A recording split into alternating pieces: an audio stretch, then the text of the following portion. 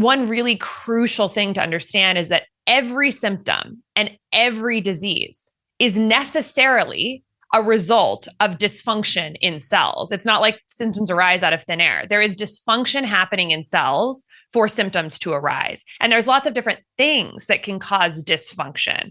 But one of the common mediating factors that seems to be emerging in a lot of American and Western bodies is that this metabolic dysfunction is one of those key things that's going on.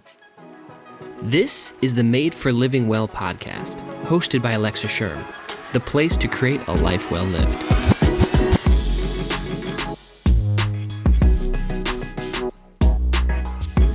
Welcome back to Made for Living Well. I'm so glad you're here. This is the very first podcast back after the summer series, How You Heal. And honestly, I had such a blast doing that podcast series. I was a little hesitant going into it because I didn't have a full plan, but I couldn't be happier for the way that it turned out and how it has helped you. Now, if you haven't listened to those podcasts, I would encourage you to go back and do so. There is a flow to them, so I would recommend starting back at episode 302, where the whole podcast series began. But today, we are getting into just our regularly scheduled program with more interviews and, of course, solo shows mixed back in. Now, today in the podcast, we're talking about metabolic health and managing your blood sugar, which is a topic that my husband and I have teased here on the show. And he's coming back on in the next podcast to share more of his journey, what he learned, and what I learned on this blood glucose monitoring journey that we've been on. Now, today we do have the founder of the company, Levels, on the show. And I am thrilled for you to get to hear from her why she created Levels and really what we need to know about managing and regulating our blood sugar. So today on the show, we welcome Dr. Casey Means, who is a Stanford-trained physician, chief medical officer, and co-founder of the metabolic health company Levels. She's also the associate editor of the International Journal of Disease Reversal and Prevention. And overall, her mission is to maximize human potential and reverse the epidemic of preventable chronic disease by empowering individuals with tech-enabled tools that can inform smart, personalized, and sustainable dietary and lifestyle choices. She has been featured in a number of well-known magazines and publications, including the New York Times, Men's Health, Forbes, Business Insider, TechCrunch, and Entrepreneur magazine. I'm so thrilled and honored that Dr. Means is on the show today, and I think you're going to love hearing more about Levels and even a little bit about my own personal experience. Now, as I mentioned in the next podcast, my husband and I are going to dive in much deeper into our personal journey with Levels and what we learned about our body, which is quite shocking, honestly. And because I love Levels so much, I have worked with them to offer you a chance to win a free membership to Levels for you to try this out for yourself. To enter into that giveaway, which I recommend all of you doing, head on over to levels.link/thelivingwell-giveaway.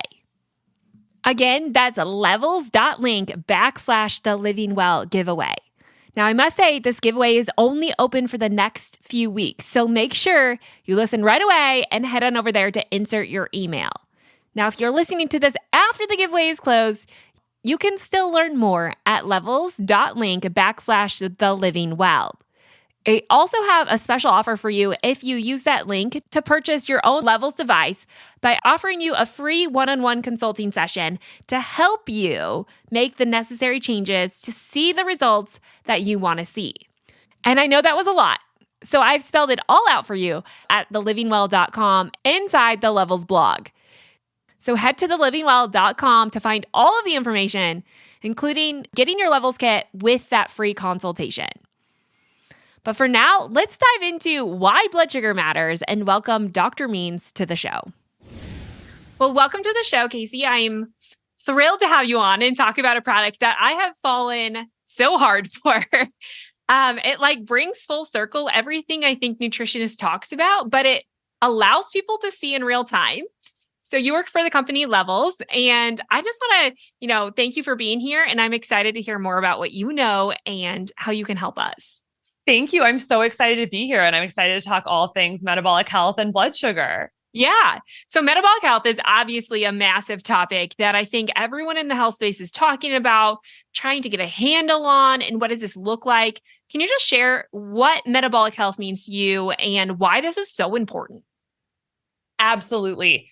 Metabolic health fundamentally is how we make energy in the body. Mm-hmm. So at the highest level, we have these trillions of cells, somewhere between like 30 and 100 trillion cells. We don't know for sure, but it's a lot. It's a lot of cells.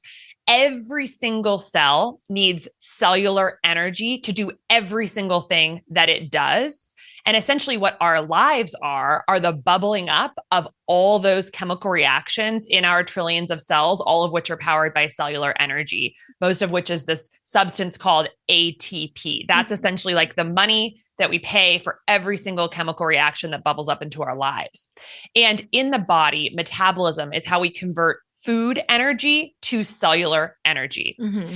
And the reason that's so important is because if that process isn't working properly, we have underpowered cells, and underpowered cells are dysfunctional, and dysfunctional cells is the root of what causes most chronic diseases and symptoms in the United States today. Mm-hmm. 9 of the 10 leading causes of death in the US are in some way related to metabolic dysfunction. So somewhere in the last 100 or so years, through a confluence of dietary and lifestyle factors of our modern industrialized world, moving more away from our natural roots as humans, we have actually broken our metabolic machinery in many ways, such to the point that most of the leading causes of death in our country, and just so many of the more like sublethal pain points that we deal with today, from like infertility and depression, anxiety, gout, migraines, all related to metabolic dysfunction. So really the root of my mission and the mission of the company that I co-founded, Levels, is to help people understand their current level of metabolic health and then use a tool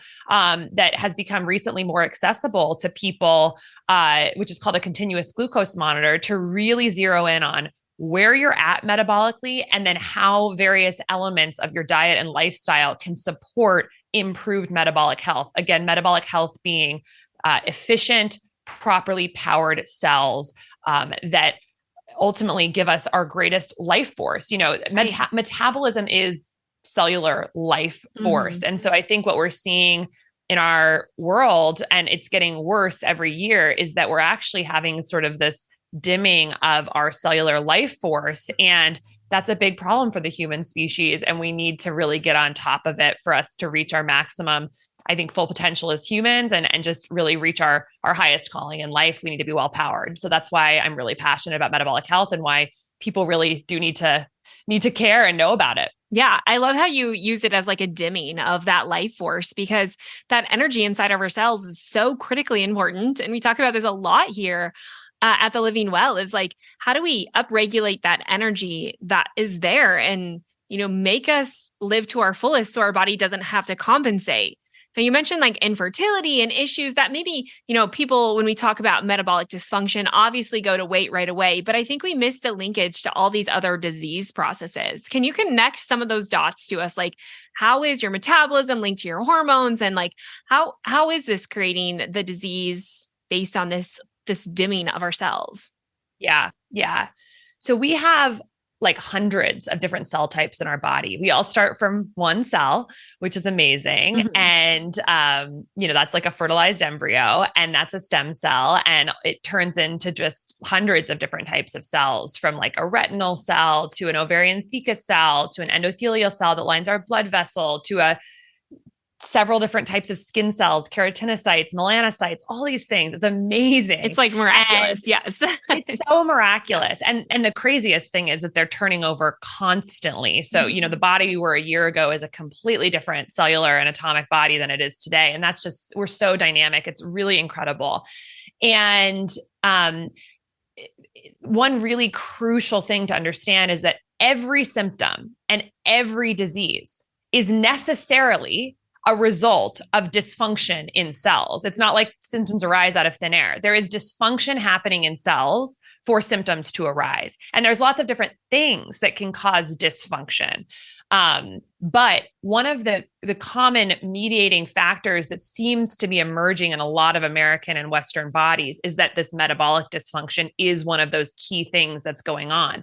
And so you've got all these different cell types, and so based on what cell type is having dysfunction, you're going to have different symptoms. If it's an endothelial dysfunction, that could look like high blood pressure or atherosclerosis, blockage of an artery. In the penis, blood vessel problems can look like erectile dysfunction. In the kidney, it can look like chronic kidney disease, but blood vessel problems in the eye could look like retinopathy. In the brain, it could look like ischemic stroke. In the large vessels, the heart, it could look like a heart attack. So you basically, the reason all these diseases and symptoms can be connected to metabolic dysfunction is because there's a core common pathway that's getting broken, that's then showing up in different cell types. Therefore, different symptoms arise. And the way we traditionally categorize symptoms and diseases in the Western medical system, because of the tools we had at the time to understand disease, 50, 100, 200 years ago, is that we describe diseases based on their symptoms and often based on biomarkers that go awry downstream.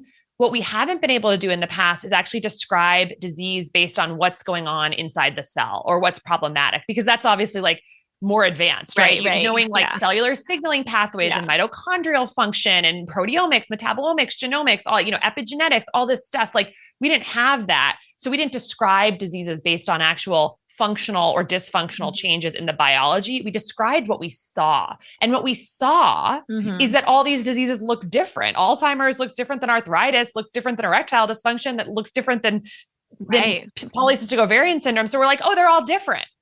And now what we're realizing is like, wait, actually, maybe they're all the same in many ways, but they look different because of how they're showing up in different cell types. That's a really key reframe that people need to understand. It's actually also a really empowering reframe because you actually have to do less. Like you have to focus on the trunk of the tree, which again, in many cases is metabolic dysfunction. And a problem with this food to energy conversion. And then often when you really focus on the right thing, if you can identify that the trunk of the tree is something like metabolic dysfunction, which you can do through testing, you can say, oh, I'm going to fix that. And what often happens is that so many symptoms just start sort of melting away. And that's pretty amazing. So it's like someone might really focus on improving their metabolic health, stabilizing their blood sugar levels. And what they might find is that their mood gets better, their energy gets better, their sleep gets better, their libido gets better, their periods get more regular, their mild knee and toe arthritis get better. Their psoriasis gets better, their acne gets better. All these little things that you've been like going to all these specialists about, you're like, oh, they're all just kind of getting better. And what's really amazing is that when or maybe their belly fat starts sort of like diminishing a little bit, their inflammation. And then the really cool thing is that because we know that some of these symptoms, they're basically like the body showing this like warning sign of like, there might be something up. And those things can lead to the bigger things down the road, like the Alzheimer's, dementia, the stroke, the heart disease, the chronic liver disease, the type 2 diabetes. And so because these are all currently in our world right now on a metabolic spectrum, getting to the trunk of the tree can not only help you like now, like in your current day-to-day life, maybe as a young person who kind of seems pretty healthy, but you've got these sort of like nagging issues, but you really are also investing in setting up your cells for physiology that's going to hopefully prevent some of these bigger issues down the road. Yeah. And I love that because I feel like in the health space, we're just so zoomed in that it complexifies what really for the average person shouldn't be difficult. It's just understanding and having that knowledge of what specifically do I need to do. And when it comes to like metabolic health, like you're using a simple, I don't want to say simple, I mean, it's very complex system inside the body, but for us, like a simple level that helps indicate this metabolic level of health. And that's specifically you're using blood sugar. Why is that so important in the overall metabolic health? Like, what do we need to know about, like, I worry people villainize things like insulin too much, or, like how do we find this balance to recognize like it's all powerful, all necessary, but what is the marker for why this is so important inside the system? Yeah. So we'll go back inside the cell just for a second, because I think people really do need to kind of understand this. So that food to energy conversion process to make eat, like you take this food raw material that goes in and you need to figure out how to, the body has to basically all the time be figuring out how to convert it to ATP. That is that, like, again, the money that pays for all these reactions. That is primarily done by the mitochondria, which is a part of the cell. We have, some cells have a few mitochondria, some cells have thousands of mitochondria, depending on how much their energy needs are. But that is the machine where this happens. You probably people remember from high school biology, it's the powerhouse, the cell. It's a really precious organelle inside our cells. And the mitochondria, when it gets damaged, which it is getting damaged by a lot of the ways that we're living today. And I'll just briefly allude to some of those things. We can talk about it more later, but environmental toxins, we have 80,000 plus synthetic toxins that have entered our food, water, air, homes over the past 100 years that are minimally regulated. And many of them are direct mitochondrial disruptors. Ultra processed factory made food that has really skewed ratios of macronutrients and very limited micronutrients. Those can really overburden the mitochondria and create damage. Chronic low-grade stress can damage the mitochondria because cortisol basically hurts its function. Even artificial light at the wrong times of the day, like having lots of this blue light coming from our screens late at night when we're supposed to be in the dark, secreting melatonin, getting towards sleep, that can be a disruptor of mitochondrial function.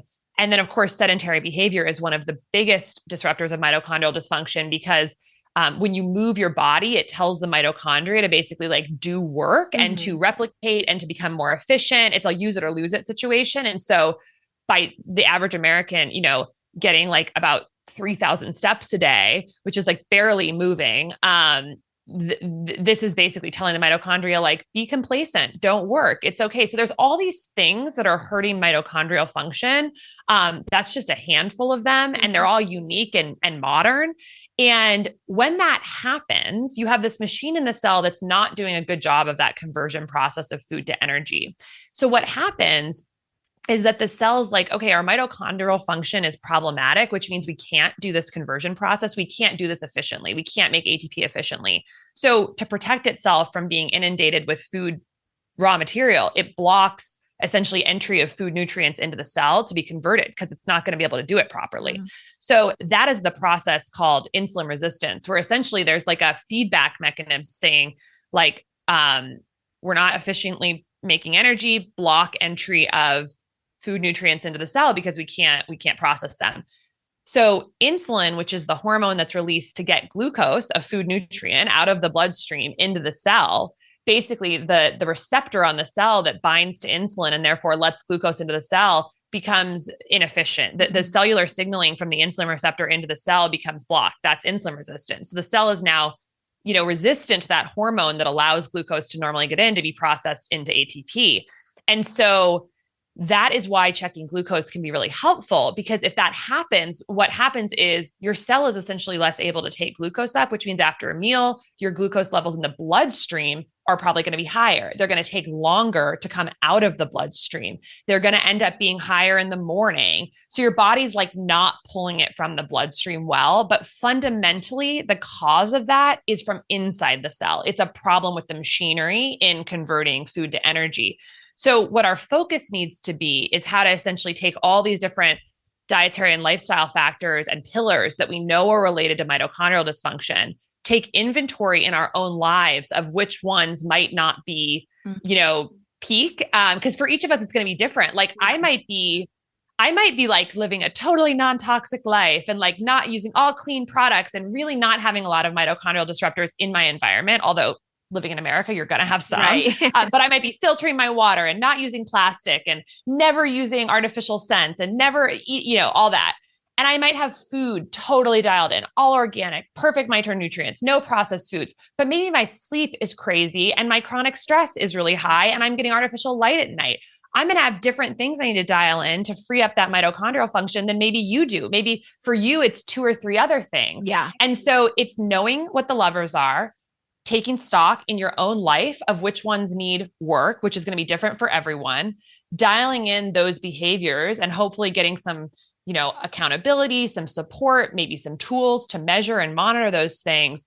And then you can track blood sugar, essentially like a readout to see if things are moving in the right direction or not. Because as your body becomes more able, more freed up to basically respond to that insulin signal, mitochondrial function is getting better, insulin resistance going down, glucose is moving to the cell more efficiently, you're going to see better glucose dynamics. And that's really both motivating, but also encouraging that you're moving in the right direction. It's certainly not the only blood test at all that you can use to monitor this whole process. There's several, which we could definitely talk about. But right now, it is the only molecule in the body that we can measure continuously, which is pretty crazy. Only sensor in America right now that you can get at a pharmacy or through a company and see something going on 24 hours a day in your body. It'd be so cool if we had other biomarkers, but not only is it a very important one, it's the only one we can measure. And it's a very good signal readout of metabolic health. And so that's one aspect of it, is seeing how things are going and like what the dynamics are. The second piece is just dialing in the strategies. So we know that if you overwhelm the mitochondria with like too much sugar from your food or too much refined carbohydrates, which turns straight to sugar, that's that burden for the mitochondria saying like, you have so much work to do. Convert all of this to ATP. And it's like, I can't. And so bringing your blood sugar spikes down, like how much sugar your glucose your body is just seeing from what's going in your mouth, getting that a little bit lower, so it's less like spike, spike, spike all throughout the day and more like gentle rolling hills, is essentially like a gift to your mitochondria saying like, you don't need to work so hard. Like I'm going to give you enough, but not too much. I'm not going to pound you all day with all this standard American diet. Right. And seeing that on a continuous glucose monitor, where you can essentially be like, okay, this food caused a crazy spike. I didn't expect that, but now I know. So I'm either going to eliminate that food, I'm going to walk after the meal to pull some of it out of the bloodstream into my muscles, or I'm going to pair the meal differently. I'm going to add more fiber and more protein and maybe a little bit more fat so it absorbs more slowly and doesn't pound my cells so quickly. So there's all these strategies you can do to basically be like less tough on your body. And so it's both a behavioral feedback tool, but also sort of like a trajectory tool to see where you are and where you're going. Yeah. Yeah. And when I used it, I found it for all of those reasons, was so incredibly helpful. Things that I didn't know, or like even my husband was using it at the same time. So to be able to compare, to say like, you can eat the exact same meal and both respond in incredibly different ways, which shows that diet is more than just this big boxed idea. It's very individual. And what I love about this tool is that it helps you to see how you are going to respond individually.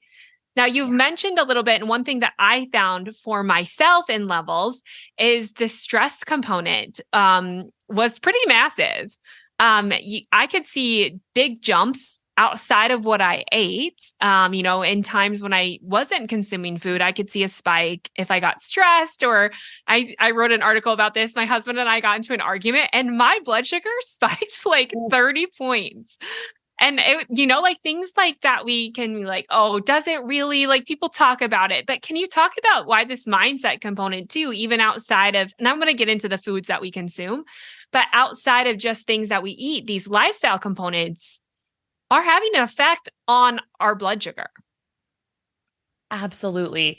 Stress can be a massive instigator of blood sugar rises in the body. And it's definitely not a good thing for the body. And the physiology of what's happening is so fascinating. So we basically, we have a few different ways of keeping our blood sugar, keeping the right amount of blood sugar sort of in the body. We need to have essentially blood sugar floating through our bloodstream at all times we want it in a fairly tight range, because if you don't, like, that's a huge sign to the body that there's a problem. Like, oh my God, we don't have it. So the body's constantly tweaking how much blood sugar is in the bloodstream, pulling it out into the cells if it can, or putting more in. And one of the ways that it keeps levels steady is it stores about like a few hours worth of stored glucose in the liver as like a backup in a storage form called glycogen, which is like chains of glucose. And it's like a debit account. Fat is sort of like our long-term storage of energy, but the liver is like a short-term storage of energy. The muscles also can do some short-term storage of energy in the form of chains of glucose. And then the blood is that immediate, like, so that's where you pull from immediately, but the liver can dump a little bit if you need to kind of like up the blood sugar levels. So a stress signal, specifically stress hormones like cortisol, or other stress hormones, like what are called catecholamine hormones, they actually signal to the liver, like, okay, there's a problem right now.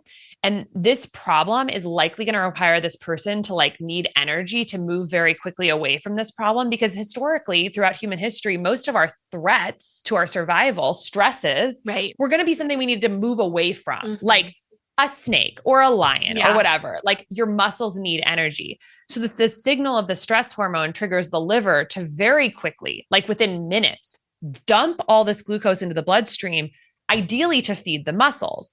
But recently in human history, our stresses have become much more psychological in nature. It's the text message, it's the emails, it's the fight, it's the, honking in the car, it's the sensationalist media.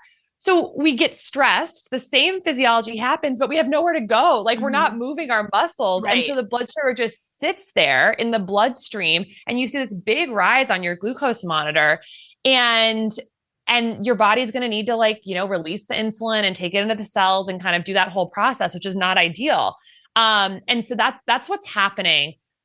It's interesting when you exercise very hard, like high intensity interval training class or tough Peloton ride, or even like powerlifting, where you're really working hard. Often people also see a blood sugar rise where like they might be fasted, but their blood sugar might go up 50, 80 points. And people get really concerned about that. Like, I didn't eat. Why is my blood sugar going up when I'm exercising? And it's a very similar physiology where that really hard workout was also a stress signal to the body. And so the liver also dumps that glycogen to feed the muscles.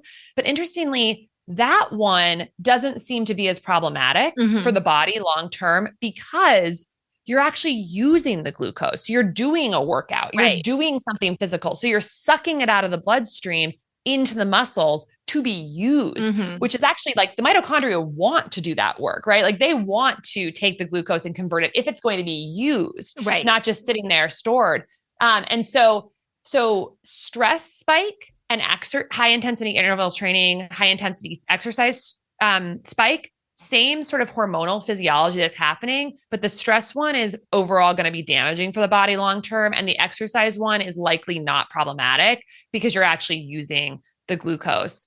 And I'll make just one more comment on exercise, which is that lower intensity exercises, so like a walk or yoga or a slow jog, those you probably won't see the glucose rise. You'll actually the glucose drop. And the reason for that is because you're using the muscles and you're utilizing glucose and you're pulling it out of the bloodstream, but it's not so stressful that you're going to have any of that liver action where the liver is releasing glucose. So that's actually an amazing tool for getting glucose out of the bloodstream after a meal, is like more zone 2 or gentle movement, sort of 50 to 75% of your max heart rate.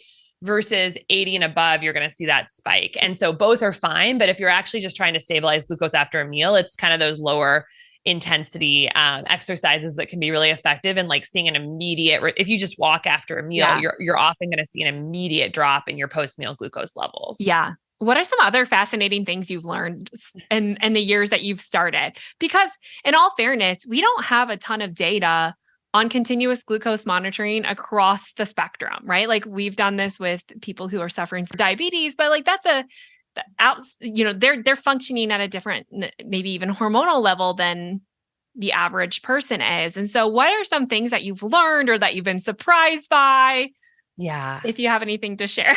Oh, for sure. Oh my gosh. I'm endlessly surprised and amazed. A couple things. I think the first actually just speaks to what I was just talking about, which is just like how profound more movement throughout the day can be. So I think it's actually really gotten me to think differently about the whole concept of exercise. Yeah. I actually think our sort of modern concept of exercise actually could be hurting us in a way.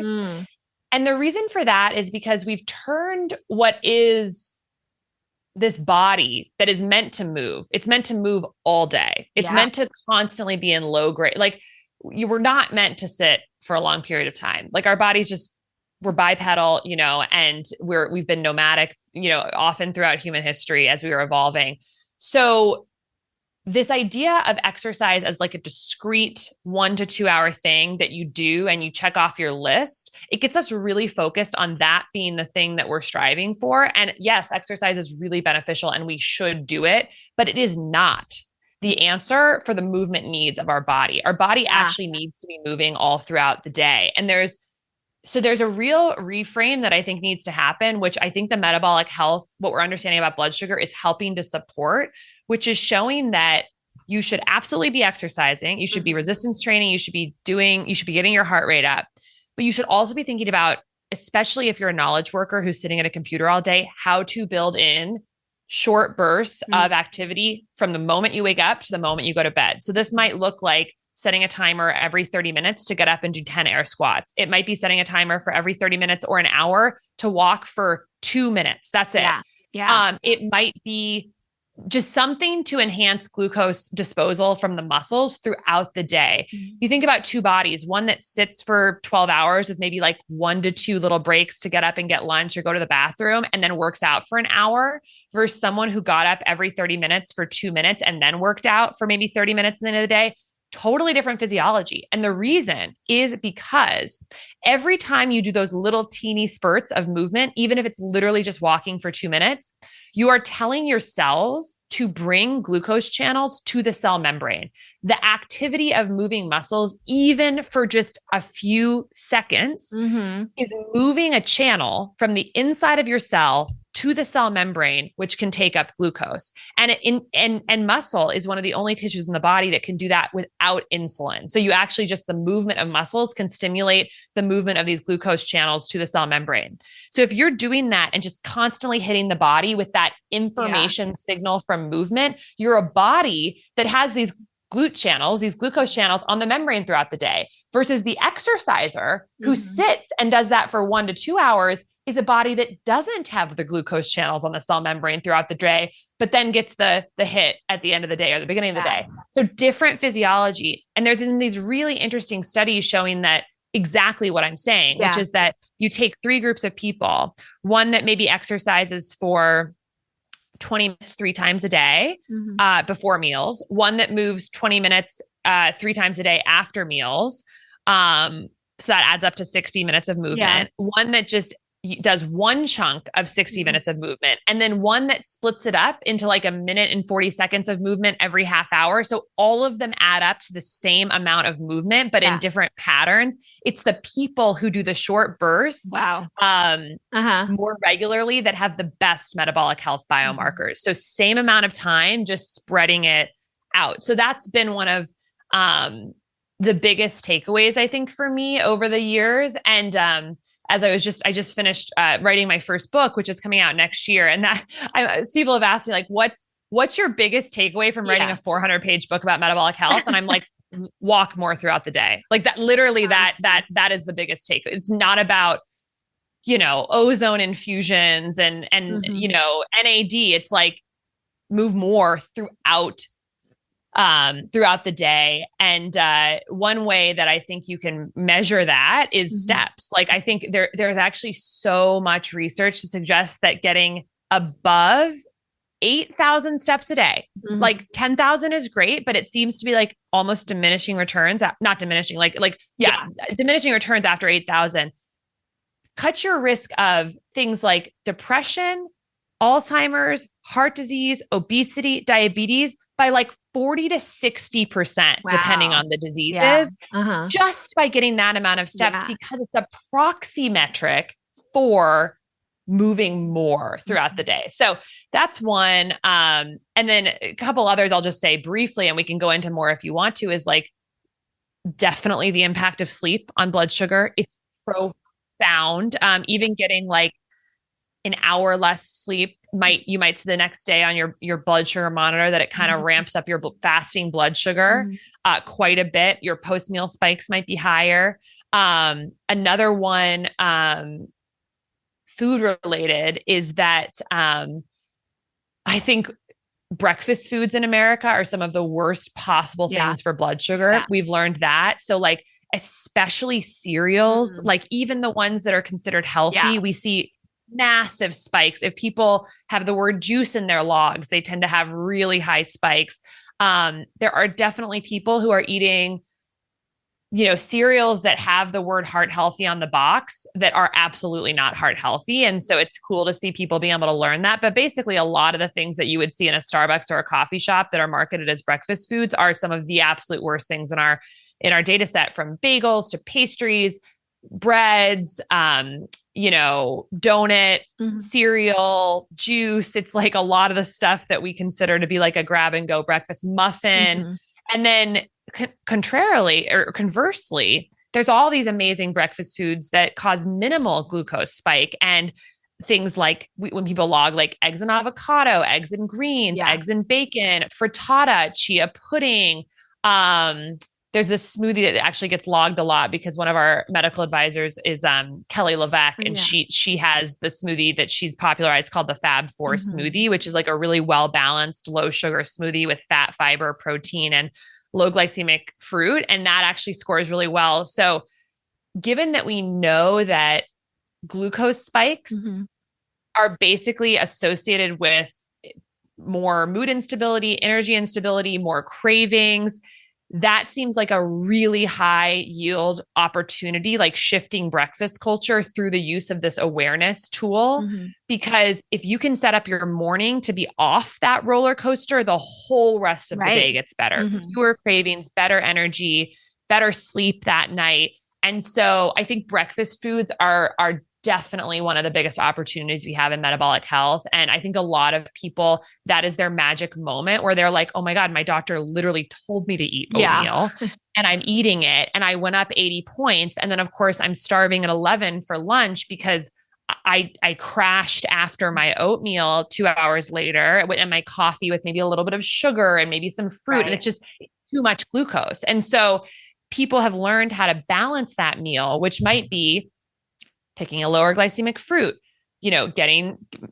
converting the coffee drink to an unsweetened one, moving from instant oats to steel cut oats, adding more chia seeds and flax for fiber, modulate the whole thing so that it's more stable, and, maybe continue to eat what you love, but like change it, modify it so that it's having the best kind of bang for your buck, as opposed to like tanking your energy and, creating cravings. So those are some of the things I think that have been fun to see over the years. Yeah. One thing I noticed on mine was what time of day I ate even the same meal. Greatly varied, which I know that there's some research out about that and circadian fasting and things like that. But like I could have a meal at lunch, but say one day I tried like pizza. I love pizza, and I'm like, it has a spike, right? But I had it with a salad and some carrots and ranch with the pizza. And it really was pretty stable. Like it surprisingly didn't have this massive spike. But then I did it again for one night for supper, and it was completely different. Like a night and day difference in just how my body responded to that. Are you seeing that too? Definitely. We see that a lot. And there is a lot of research out on this. And the thought is that at night, we may be a little bit more insulin resistant. Like insulin resistance is something that fluctuates. Sleep can make you more insulin resistant. Lack of sleep can make you more insulin resistant the next day. Yeah. High intensity interval training or lifting can make you more insulin sensitive the next day. So there's it's very like dynamic, which people I don't think really realize. It's not like a set in stone thing. And so at night, when we secrete melatonin, that may have an impact on our pancreatic beta cells, the cells that produce insulin, to make them a little bit less, slightly lower function at night, or might be impacting the insulin receptor itself. So then make you a little more insulin resistant, which is super interesting. So you might eat the exact same thing at 9 p.m. and 9 a.m. and have a totally different response at 9 p.m., often much higher. Yeah. So what that does is help people realize, okay, the way actually what it does for me is I tend to become more keto throughout the day, I would say. Like I'm not on a ketogenic diet at all. But I would say I lean towards keto as the day goes on. So I'm going to have more of my carbohydrates, my complex carbohydrates in the beginning of the day or at lunch. And I actually say probably mostly at lunch, because morning, I do not want a big glucose spike because I do not want to start my day on a roller coaster. So that's often like very high protein, a little bit more fat, and then lunch, maybe and I work out more midday. So I'll probably do a little bit like the sweet potato would be then, or like the fruit or the beans or the lentils, the stuff that's going to be the complex carbohydrates. So I'm kind of going to be moving a lot during that time of the day. It's not nighttime yet. I'm insulin sensitive. And then by dinner, it's like salad, protein, sparkling water, And so, and I think for people who are like, well, I'm never going to give up dessert and I'm not going to do that. It's like, maybe just have it earlier in the day. Have it at noon. Like if you're not going to give that stuff up, or like do it around your most activity, take a walk after eating it.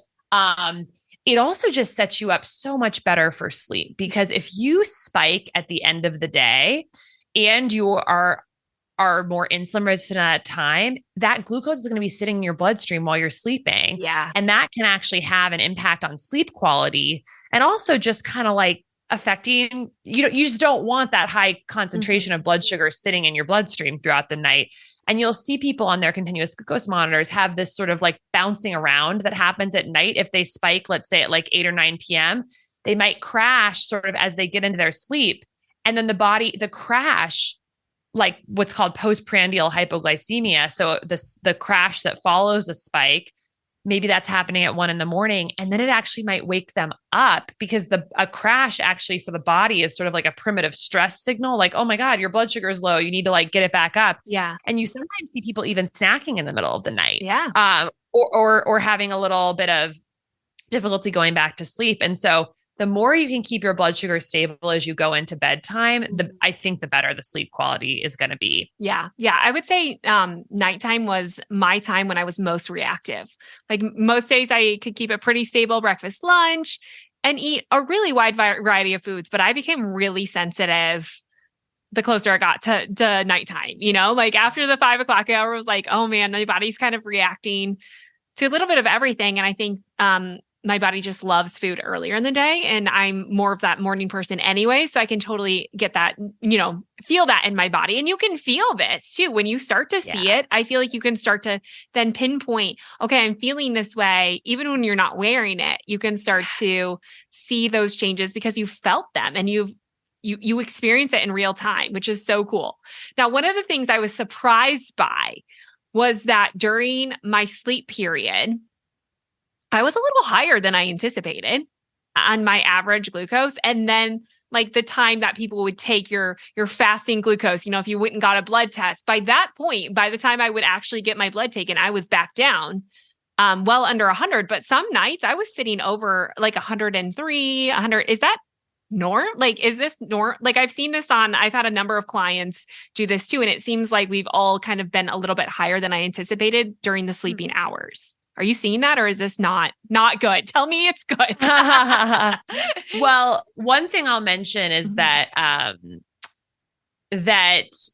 sensors, like any wearable, have some degree of inaccuracy.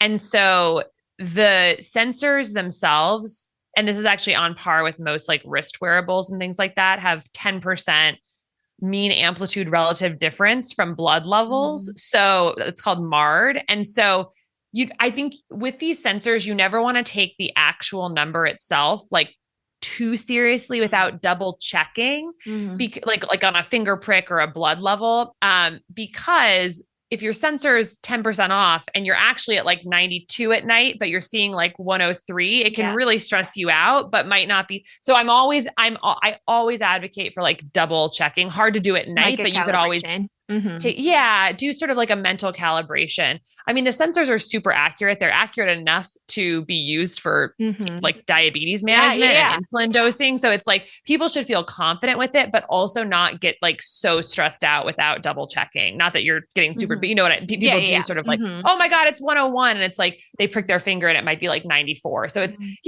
that's just one thing to note. The second thing I would note is that the glucose number itself is directionally helpful, but really it's, if there is a question like that, like, okay, is my glucose too high at night? Like what's going on?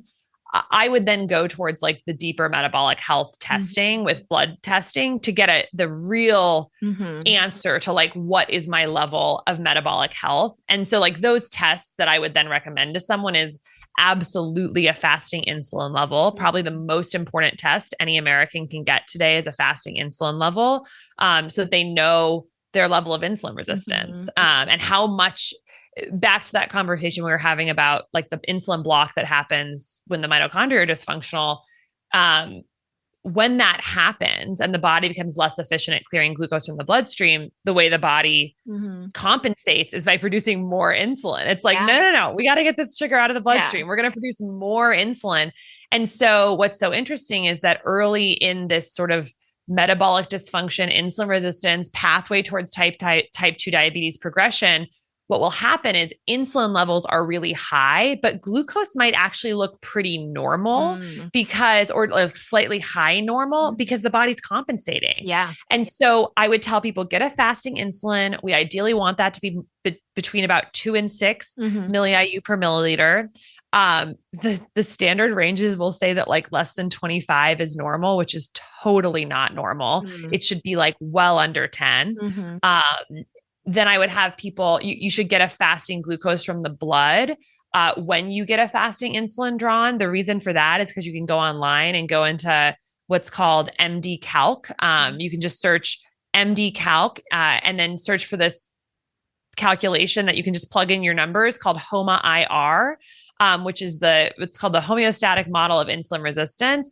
And so that's essentially like a standardized sort of calculation that's used in research to understand insulin sensitivity. So that's really helpful. If you can get an insulin and a glucose drawn at the exact same time from your blood, you can calculate a HOMA-IR. And that's like a really, clear-cut way of understanding insulin sensitivity. Your doctor will not do this for you. You're going to have to like ask for these tests and do it on your own.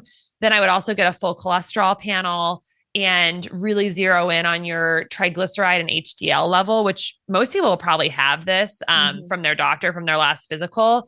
HDL is like the quote unquote good cholesterol. Triglycerides are a form of fat in the body that are really a marker of, I would say, like excess carbohydrates. Like a lot of the excess carbohydrates and refined carbohydrates are going to, when they can't be used properly, a lot of them are going to turn to triglycerides. Alcohol also has an impact on triglyceride levels. And so I think of high triglyceride levels as a sign that we really need to clean up dietary quality and really move towards more like whole foods, less refined and processed grains and sugars. And so you can do what's called an triglyceride to HDL ratio, where you basically can do that calculation on your iPhone and basically do that. And you want that to be about like less than 1.5, even less than 1. So let's say your triglycerides are 70 and your HDL is 70. That would be a triglyceride to HDL ratio of 1. And that is great. If it's like 3, that's not ideal. So you want basically triglycerides to be low, HDL to be high, and that triglyceride to HDL ratio to be as low as possible. Triglycerides often will be, even that test on its own can be a helpful marker of metabolic function. If a lot of standard lab tests will say less than 150 is normal, I would shoot for less than 100 or less than 70 even for triglycerides. There's other tests as well. And in HDL, you want it to be up towards like 60 to 90. Again, that's one of the only tests you want to be higher. But HDL, they'll often say like above 40 to 45, but really 60 to 90 is going to be better. So there's other tests you can get. Uric acid, which is also a metabolic marker. You want this like down below like 4.5 or so. We can link to a blog post that Levels has done, which reviews all the literature on these tests, as well as expert opinion from our advisory board, who are some of the premier thought leaders in metabolic health, academic physicians. And that's a really helpful blog post to basically like print out and sit down with it and your lab tests and just understand where you are. But circling all the way back to your question, if there are anomalies on the glucose monitor data where you're like, I don't know what this means, the next step is to get the full sort of picture of metabolic lab tests, which together it's sort of like reading the tea leaves of like being able to answer that question of like, how metabolically healthy am I?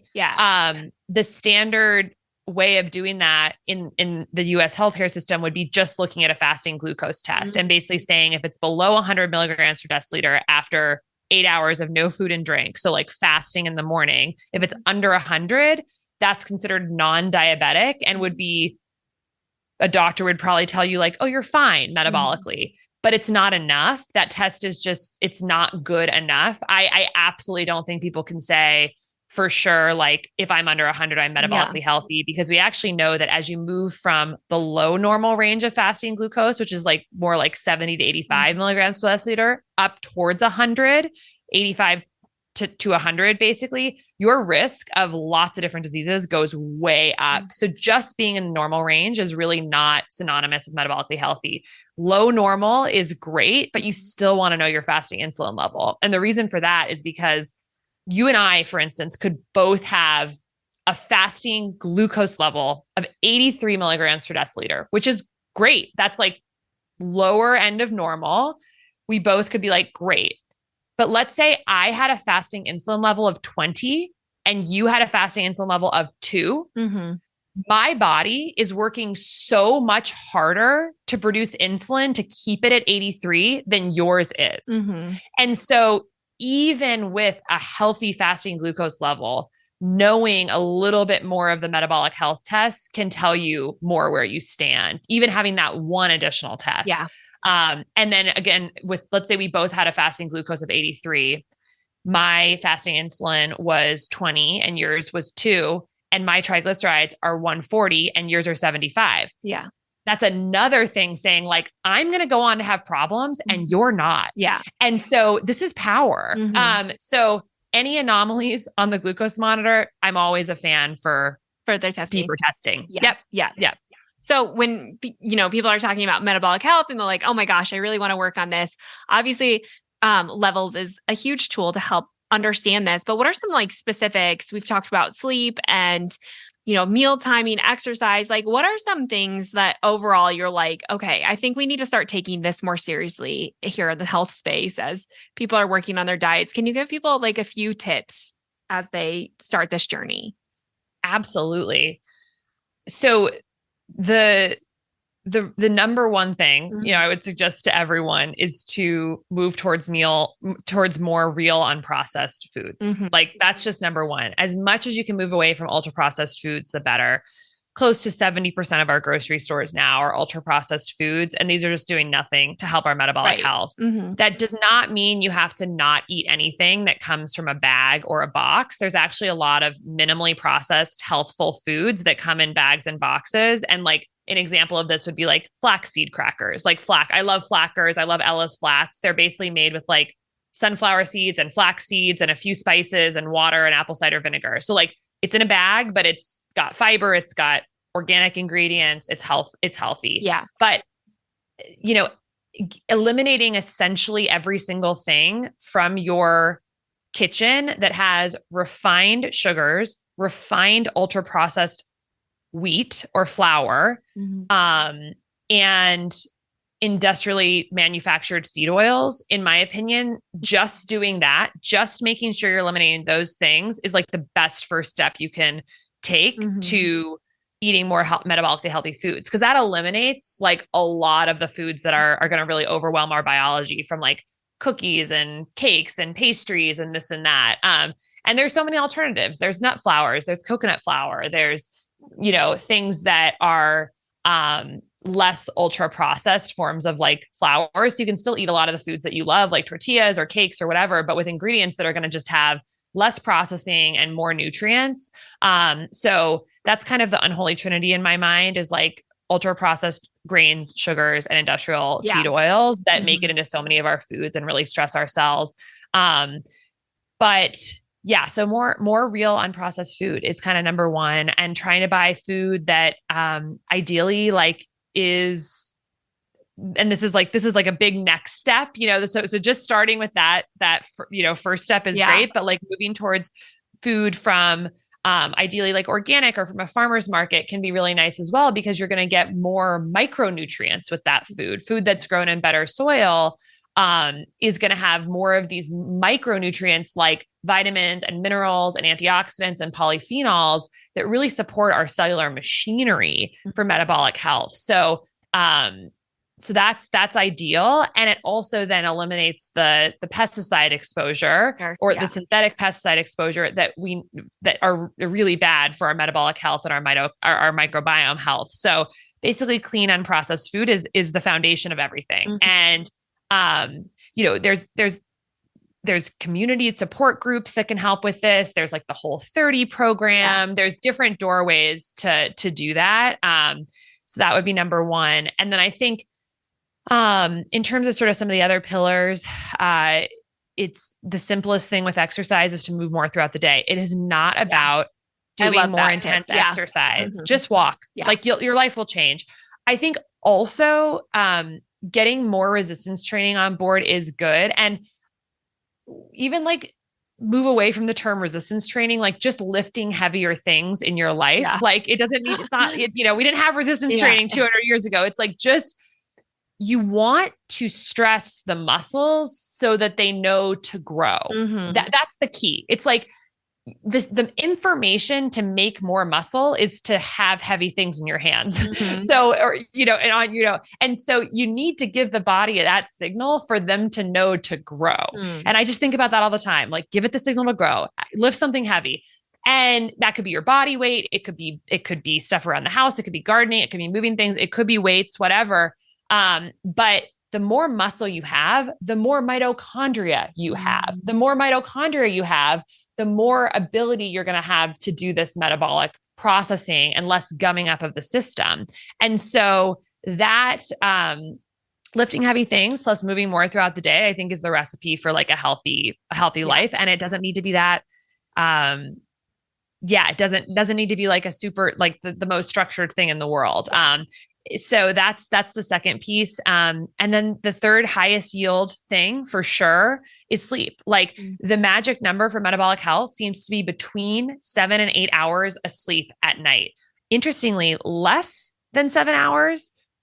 I mean, that your metabolic risk goes just like way up, but above 8 hours, actually the risk goes up. So what we really want to focus on is, quality of sleep, consistency of sleep, and quantity of sleep. And there's three different aspects of sleep. Quantity is like the 7 to 8 hours. And I use a Fitbit because what it does is it actually tells me how much time I was in bed and then how much time I was actually asleep. And sometimes those numbers are 15% different. So I might be in bed for 8 hours and I'm like, great, I got 8 hours of sleep, but really I got 6 hours and 40 minutes of sleep. So making sure that time of sleep number falls between 7 and 8 is really important to me. And I've noticed a big difference with how I feel with that.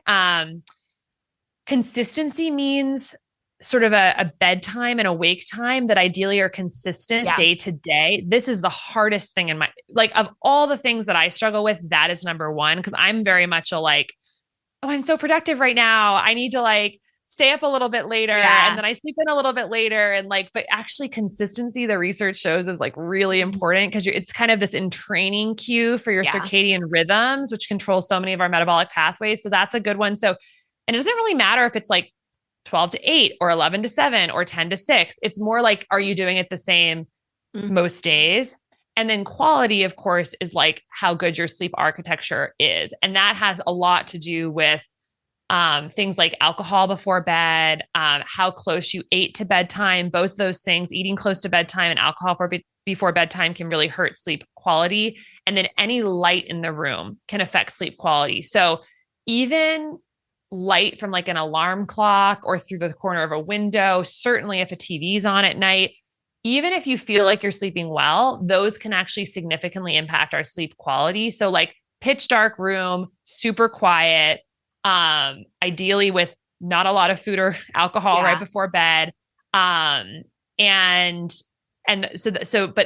those things together. And if you had to focus on one, I would say get the quantity, like just like try to get the 7 to 8 hours, and it will just be massively helpful. So lots of things with metabolic health, but the 3 top ones would be focus on sleep, focus on more movement throughout the day and growing more muscle. And especially if you are a woman between the ages of like 35 and 65, muscle. We lose so much of it as we get into perimenopause and menopause. And that's just going to set us up for so many problems later in life. So like muscle, build it. And then real unprocessed food and avoid refined sugars, refined grains, and industrial seed oils. Yeah. I love how practical it all is. You know, like you said, it doesn't take all these very expensive, like biohacking treatments, which are all great, but it's just like this realistic, just everyday life that we can all implement. Now we're running out of time, but I do have like one question that I've been asked a number of times. And it was, you know, like if I try levels and I experience it, like, is it best to buy like 3 months at a time? Or should I buy like a couple months and then take a couple months off and make some changes and then come back and see if anything's going to be different? Like, is there a right way to do this? Or have you found a way one way that's better than another? Great question. And I will preface this by saying that with our business model, we don't make money off selling sensors. We make money off our membership. So I have no stake in telling people like to get more sensors or not more sensors. So just to put that out there. So I think there's lots of different ways to do it. And we've had people be very successful with it, with lots of different cadences of sensors. So just to let people know like what this means by sensors. So the continuous glucose monitor, you put it on the back of your arm, and it based on which you can get 2 different brands of sensors from Levels, Dexcom or Abbott. And the Abbott lasts for 2 weeks. You stick it on your arm and it's measuring your glucose 24 hours a day, sending it to your smartphone, and you wear it for 14 days and then you peel it off and then you put a new one on for 14 days. So 1 month of Levels means 2 Abbott sensors, which is 28 days of monitoring. With Dexcom, which is the other, they last for 10 days on the arm. So you put it on, you wear it for 10 days, you peel it off, you put a new one on, 10 days, peel it off, and then a new one, 10 days, peel it off. So both are like a month of glucose monitoring, but 2 different sensors. One's 28 days, one's 30, one's 2 sensors, one's 3 sensors. So that's a month. And you do Levels by month, like by a month. But once you have those sensors, you could split them up how you want. You could do 2 weeks and then take a month off and do another 2 weeks because you have 2 sensors in the box. You know, you could split them up. You could do them in 28 days straight, up to you. I think a great way to do it is to start with 1 month and of sensors. And in the first week or so, just like eat exactly what you normally eat, like totally normal diet, and kind of get a baseline. Don't try and optimize anything. Just see where you're at. In the second and third week, and like really try and experiment as much as you can. So maybe eat like certain foods in isolation. Like what happens if I just eat like 1 full cup of sweet potatoes? What happens if I eat a full cup of rice? What if it happens if I eat a full cup of oatmeal? Like kind of like see what your carb, like sort of reactions are to specific types of food. What does 1 or 2 bananas do to me? And then maybe like see like if something's surprising, do some modulation. So like, okay, I'm going to do 2 bananas again today, but with almond butter, chia seeds, flax seeds, and some yogurt, and see, or I'm going to do it with 2 hard-boiled eggs beforehand to see how that protein and fat affects my glucose response. Take walks after meals. Start to zero in on what's happening if you are stressed, and really make note of all these different things. There's a lot of other experiments you could do, like taking a shot of apple cider vinegar before a meal, which can be an insulin sensitizing strategy that actually like works for really well for a lot of people. Vinegar before meals. All of this is on our blog. So lots more there in terms of how to kind of test these things. And then if you're only doing it for 1 month, in the 4th week, make that like your super optimization week. Yeah. So take everything you learned from like what foods are working for you, what aren't, what strategies are working, and then just like go hard to see like how stable you can get your blood sugar. And that can be really, really empowering. Another experiment people can do is like take categories of food. So like fruit and try like 5 different fruits. Maybe each morning you try a different fruit and see within a category, how do different ones affect you? So like for me personally, grapes spike my glucose a lot. Mine too. But yes. apples, fairly unripe pears, oranges, berries don't tend to spike me a lot. So it's fun to sort of see like, okay, like fruit is not all the same thing. There's a lot of different, and it doesn't mean that grapes are a bad food. It's more like if I want to keep my blood sugar more stable, I have to think about grapes differently. Maybe I need to only eat them if I'm also eating cheese and something with like fat to slow down the absorption. So that's kind of fun. So 1 month you can get a ton out of the program, and it's high priced because sensors are expensive right now. Unfortunately, I think the cost is going to come down of these sensors. Levels doesn't make the sensors, these other but so if you only can do it for 1 month, you can get a lot out of it. We have other people who do it seasonally. So every 3 months they learn, and they will also get lab testing when they start. We actually offer lab testing to kind of give you that metabolic health picture. And then they'll use the tool for a month or 2 months and then like retest their labs and kind of do it seasonally to sort of like maybe then 3 or 4 times a year, they have their lab work and then they have this optimization tool. We have some people who have very specific goals, like they want to lose 50 pounds or something. And they might do it for like 8 months straight as this like is like an accountability buddy. And that's been very successful we've had several members who have lost a lot of weight. One member lost like 80 pounds. And so she really used it like consistently as part of this like goal-based journey. And then we have athletes who use it in their training season to basically like optimize their like fat and carb utilization. So they might train in like a low carb state. So they become better at fat oxidation. That's the concept of metabolic flexibility that you sometimes hear about, where like if they're doing their Ironman training in a lower carb diet, they may become really efficient at burning both fat and carbs during their long-term endurance event. And then during their actual season, so they use it as part of their kind of like planning. So there's all these different ways to do it, and none is right or wrong. You can certainly get a lot out of 1 month. Oh yeah. You can certainly learn a lot. I've been wearing one on and off for 4 years and I still learn a ton. Yeah.